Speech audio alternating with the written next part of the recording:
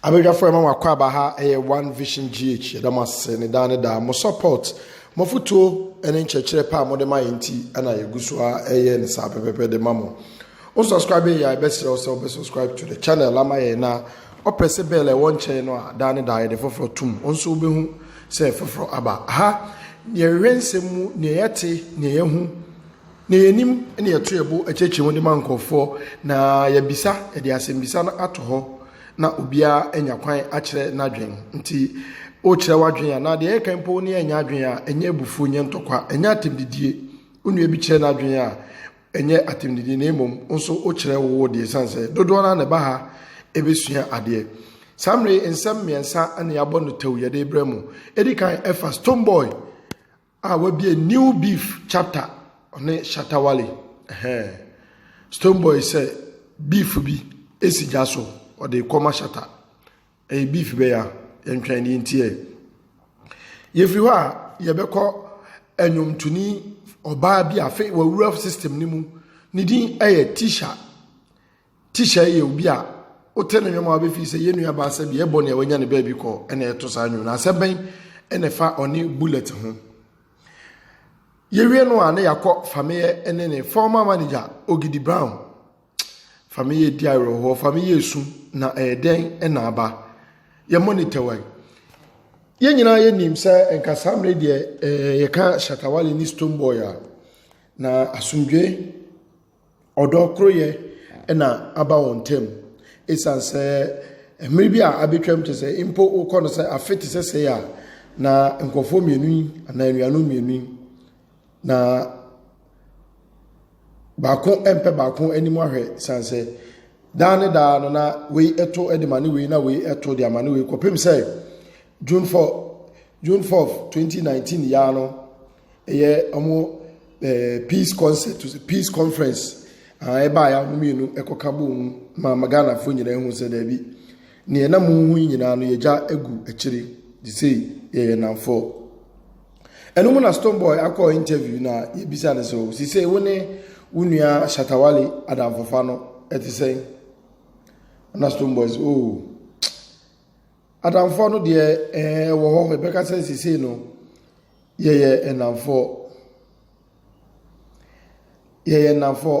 nanso me kama mate say e beef no ana attention kakra na uda yentem no de no de ebi wo ho na de me kan say me de maboa me ho asie na emo se Shatawale mfomso wo ye mistake ekopeja bibi ko pre bibi pa de a ene obete paw sanse bahwe mai ho se saa beef no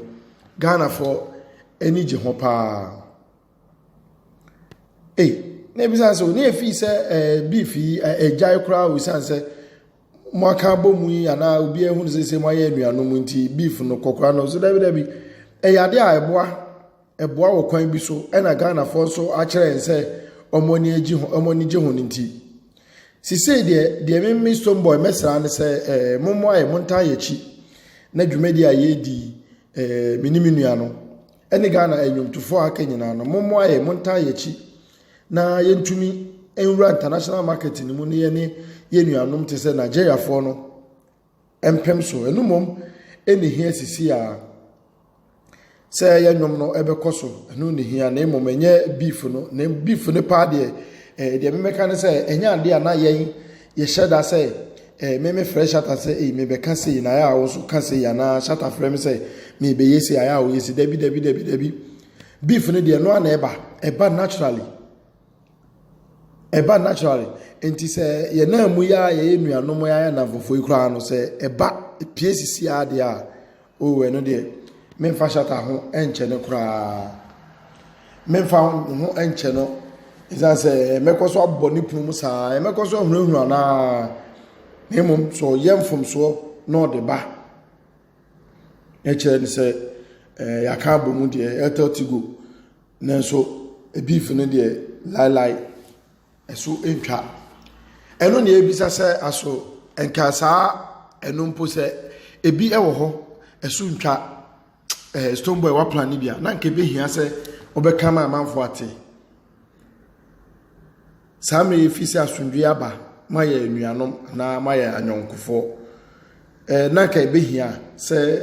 e wo so oboso mpo se shatter de mistake a or the bepem na or the bibehia no na so beef no kra no eboa ye healthy eboa omumi no na ebeboa wo Ghana ha sense beef ya na ehu ye kodu se afi etuotwe ebe mu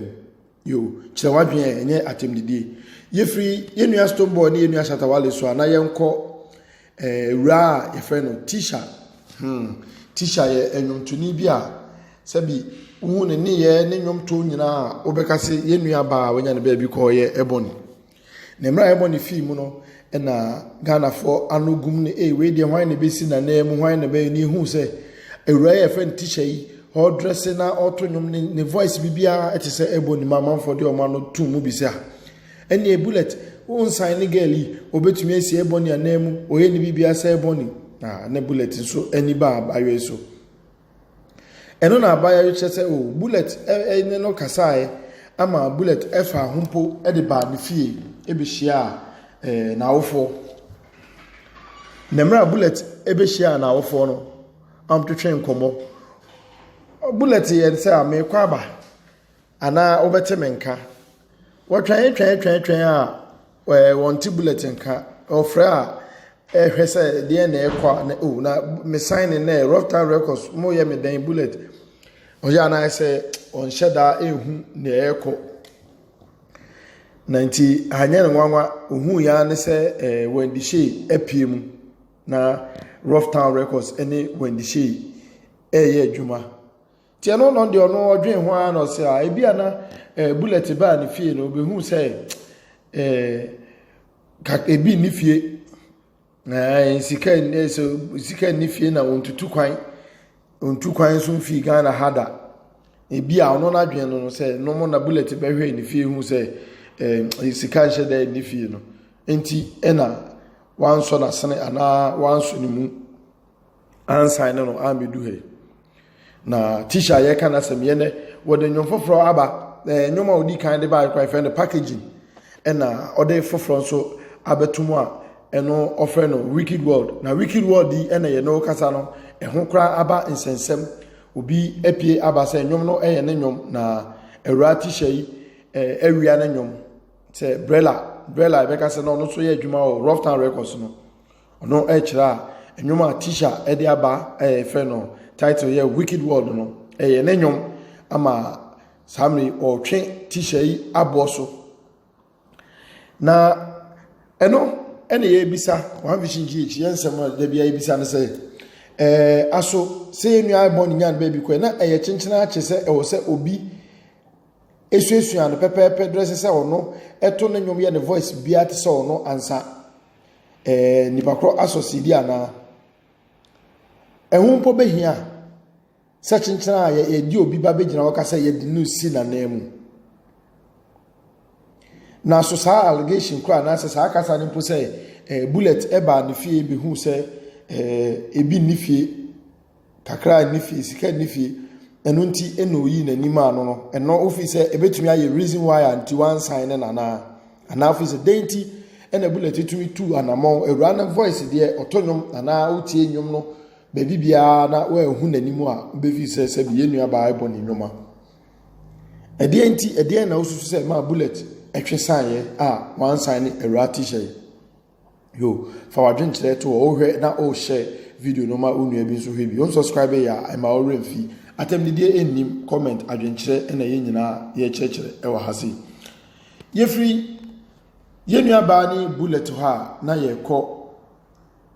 family take me do one ne manager Ogidi Brown na samre wani etuani ebetia ansa na family ewura mu ana yete family din no na Ogidi Brown so din epie mu so okay family manager ene owura ye fe Ogidi Brown be ka se Italy Mountain so ena ote sabi kan kwanhia ana ama ote hwiche mu no family akira be July mu ena ne manager Ogidi Brown one no nya akasa fasika se bi ho a je se Ogidi Brown ani nje se de family ɛde saa sikasɛm no ɛfa ɛma no nti yɛtie ne kora mpo so family abɔ ne manager asum na ntɔkwa saa nsɛm a ne didi mama Ogidi Brown ɛbɛpie mu Ghana ɔyɛ interview so no so me ne family ɛwɔ contract 5 years enti sɛ family ayɛ na dwen sɛ ɔno ne me agya adwuma ya na ɔkɔ wa te ne ho a me kan ma organizers event organizers mate say ema obia emfre family ene no embuki no for anything we event organizer na obuki family so no be issue a kan hu say o ye atomra esanse me ene ne manager me ne no e contract eti obi pe family a me so ene oso ofa eno ena family so ejina ne na mu na oso da bi owura maaye madwen se mete me ho de mete me ho san se me ba na nothing I get na onam na okeka mama ye mfra mi show me di usika ma se usika nti me nyoma me de ba no kra no se ye onam de ma o se o pe o se o betie o nyom ne tight nyina ne mate na nti o bo mi di mate ni nyina family se da bi enyom no me na meto mintra na show se mana ye mongu anapa okosesa number e won social media handle ananka ni manager number no eno na nkofo fresh no se ne afi obi o yin bia on frame na nsana eno bebe me no family ye kira shows bebre yamanfo frɛ na Ogidi Brown se da bi yentumi mbo wa ye busy ontumi ma oni ho otu kwan saa eno mo no kwa na Ogidi Brown bo shows ni bebre wo two shows ni nyina egu ya ma ono family na ekom osan akoni nchi ekom mu no ne ma no kwase san number no san afi wa ohia me bia no na wa frame na family e kana semo a sabi na wofo efrimu ne mofra bremu kra ma ne nana enchen no trae na impo enwonto yi wa bremu ye pa ni mu sere ni hura ne namfofo mpo ehuru no oto a na yesere no my bim kra ba because wo wo classmate so junior any medical we said the medical dey nyom edu akiri now the other so any nam ho enu mo kra nti e ma medical send no message bi e ma sa message no e na share ni kra ka se asema minu ya kan ma memfa na so pem ebe yi e na okita mo a de bedu hafe na Ogidi Brown e bo shows ni gu eno eni ye bisa se aso contract ben e na omo san ye no nti e ma owura ne kwan a obogu so fi se di Ogidi Brown ye no na ne kwan so ano no ana